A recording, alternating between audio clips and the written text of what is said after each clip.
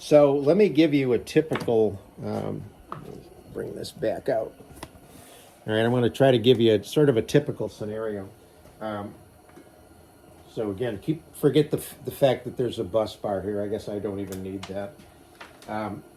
So if your machine doesn't have a power connector, you have your power here, and again on a DC circuit doesn't matter, but for talking sake, red is positive, black is return, or red is power, black is return, however you want to look at it. So let's just say now you've got a length of wire that you need to take power to a light bulb, okay? So what you're going to do is strip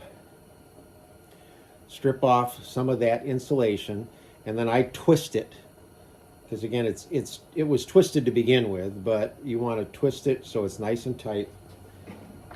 And I'm going to make this a power wire, a wire that takes power. So what I want to do is I want to put it through the board pretty close to the red wire, and then I'm just going to bend it over like that so it's close. Now keep in mind, all along here are these little dots, and they're all copper. They'll all take solder. Okay, so you see underneath that wire there's 1, 2, 3 dots, and I'm just going to solder all the way across, but then I want my connection to meet up with this one. So I'm going to put heat here, here, here, and here, and work my way along so that all 4 of these are connected together.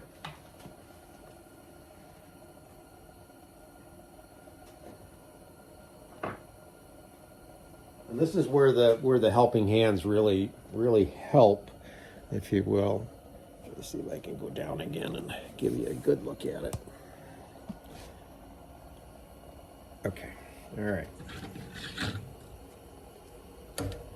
So again, I always make sure I've got a good clean tip to work with. Now you could take some of that solder paste and put it in here, but this wire is clean, the circuit board's clean, you really don't have to worry about it. The soldering paste is more for metal that may be tarnished or dirty or rusty. So again, I'm going to start where the wire comes through the board, heat the wire, and that little copper piece right there. So now the wire is attached into the board. It's not going to go anywhere, but again, I want this whole line of wire to come across and join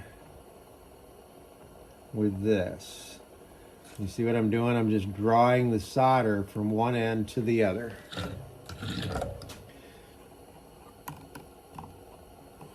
And now I've created a nice shiny path.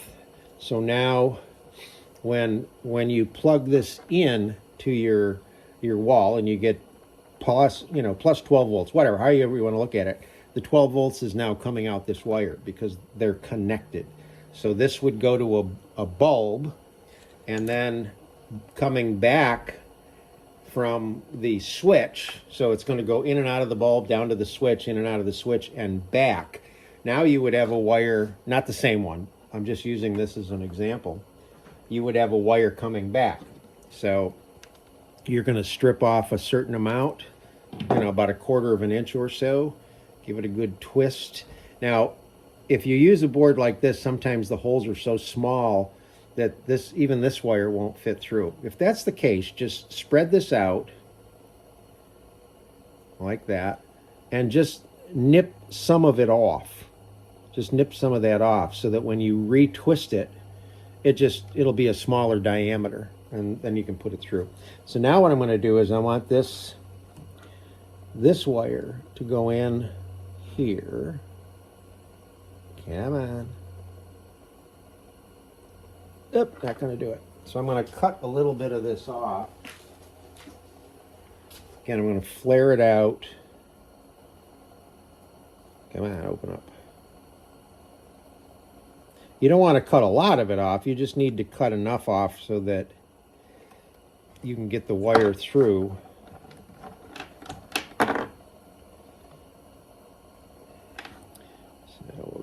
here. Yep. I want to get it a little bit closer. There. Okay, so I get it. That one I got, you know, right next to it.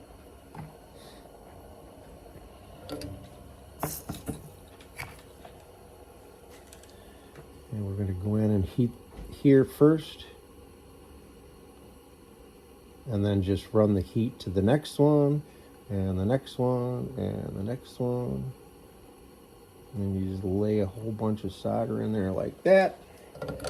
And again, you've got a nice shiny connection like that. So now what you've done is you've taken your pigtail with your power, and you've now got one wire that will carry power to whatever, and the other wire is bringing the return back. Okay. So, but that's the way you solder. So what else? Okay, all right. Now here, this is good. Let's say that you made a mistake, and you need to undo these. The easiest way is to just heat it up and pull the wires out. But let's just say you need to do something else. I don't know. I'll make something up. But you need to get rid of that big blob of solder. So that's where your solder sucker comes in.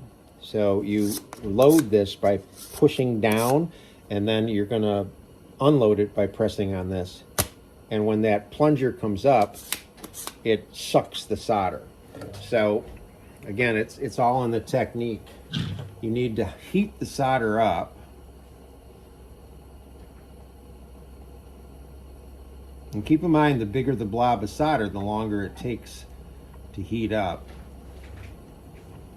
And also keep in mind, I'm working out in the garage where it's only about 20 degrees. So I've got the solder nice and hot, and I go right in next to it and just hit the trigger. And you can see it took away a lot of the solder. Now I'm not going to unsolder it. There's really no need, but that's how you use a solder sucker. Or you would use, I can show you how to use this stuff too. When you use the wick, the best thing to do is just sort of pull it apart a little bit like that, so you have more surface area. And the key to this is just heat it up and then just get the braiding on there, and you can actually see as the solder melts.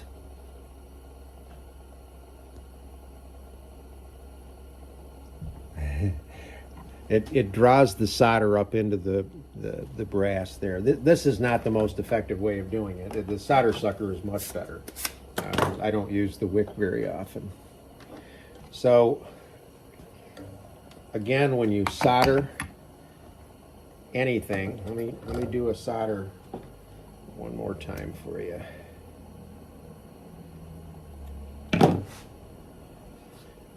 It's all in the technique. It's not hard to do. Oh, I know what else I got to show you. Okay. So we're going to bring this in like this.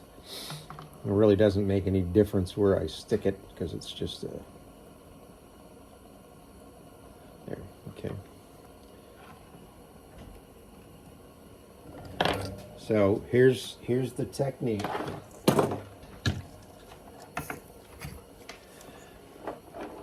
You're gonna, there's the little copper point. That's actually the point of solder. We don't care about all the rest of them because you usually aren't using a breadboard. You're just soldering to one given point. So you heat up that point, and you also heat up the wire. Let the heat work, bring the solder in, let it melt, take the solder away, take the heat away, and you get a nice shiny bubble there. Now, I have also heard people will say, don't blow on it because you'll get a cold solder joint. That's not true. That's not what creates cold solder joints. Cold solder joints are made when you don't get enough heat here and here, and it creates a cold solder joint.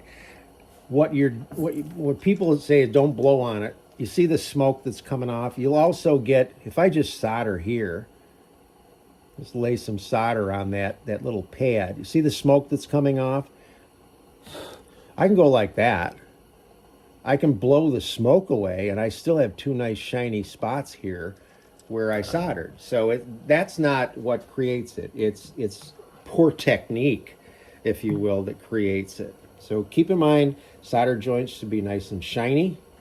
It's heat, solder, solder, heat. Okay? You apply one, apply the other, take the solder away, then take the heat away. Now let me show you how to use these. These are actually pretty cool. I like these. And these come in different sizes, but the white ones are for the 20 gauge wire. So again, you're going to take one end of your wire. Let's say you have to connect two different wires because one's not long enough. And just for talking sake, I'm going to use the same piece of wire, but you take one of these and you've got it stripped. So you're going to bring this in, and what you want to do is make sure that the stripped end gets in where the solder is. So normally this would be a different wire, not the same one in a loop, but we're going to put this one in. Come on, get in there. And sometimes the insulation is a little thicker, or the end of this thing isn't quite as open as it should be, like this one. And I just go in and kind of force it open a little bit. All right, let's get this started again. We're going to put that in like that. This one's just not giving me what I want. Come on.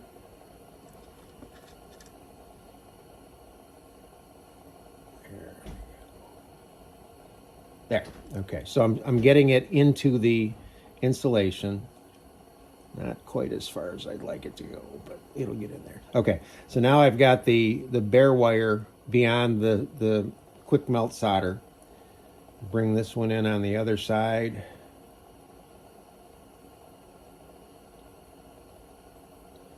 And make sure again that both wires are beyond each other. They crisscross each other right where that low melt solder is. So now what you're going to do is you take the heat gun and you make sure it's blowing hot air, but you start by letting the heat shrink tubing do its job. It'll shrink down and grab the wires. Then you need to concentrate the heat right where that low melt solder is, and you kind of watch it, and you'll actually see the solder melt, and you'll see it'll flow between the two sets of wires. It's pretty hard to see on the video, but then you want to let it sit. So I don't know if you can see this on the video or not, but there is you can, if you were here, you would see the solder that's actually now soldered. Yeah, exactly. See, I knew that was going to happen. It didn't flow. Looked like it did, but didn't flow. That's the one thing you got to be careful of with these guys, is make sure that solder melted. And obviously it didn't melt on that one, but I could have sworn I saw it melt. I'll try this again. And again, with using a heat gun, be careful. They don't call it a heat gun for nothing. It's hot.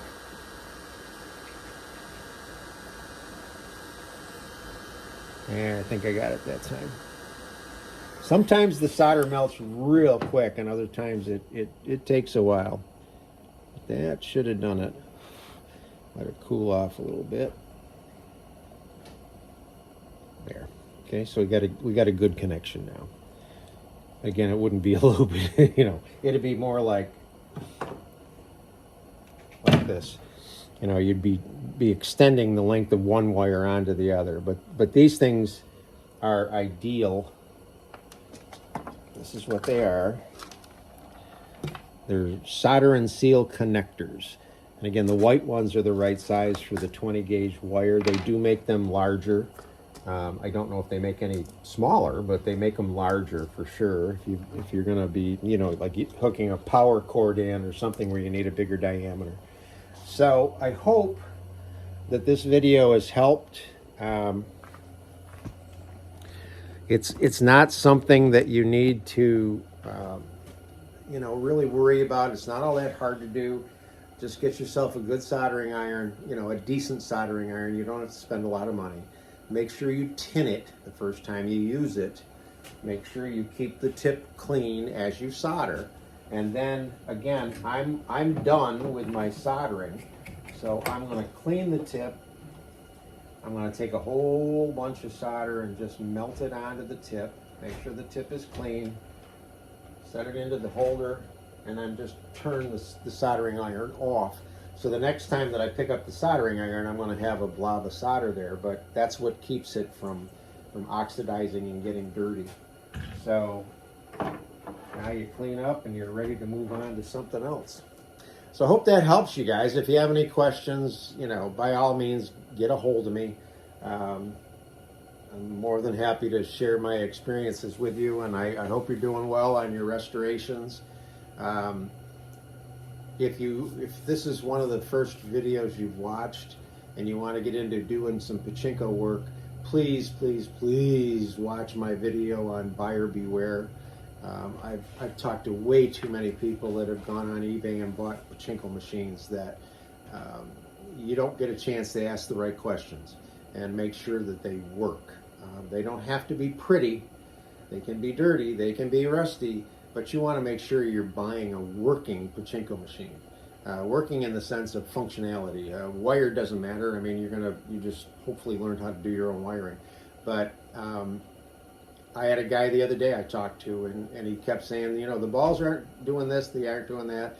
And we did a FaceTime video, and we kept looking at different things. And all of a sudden I looked at his jackpot, and the bottom piece on the jackpot that actually holds the winning balls in place, and then it opens and they drop out, that whole piece was gone. I mean, I don't know where it went. I have seen them broken before, but it's like, okay, but that's the way he bought it. And I don't know. I mean, to me, it just, you have to ask the right questions. Is it a working machine? Yes, it is. Okay, prove it to me. Prove it to me. Put some balls in it and let me see it work. And if you get one that actually works, that's the one you buy, even if you have to pay a few more bucks for it. But you really shouldn't have to. So watch the buyer beware video if you haven't seen it before, and good luck with your restorations. Hope this helps. Thanks.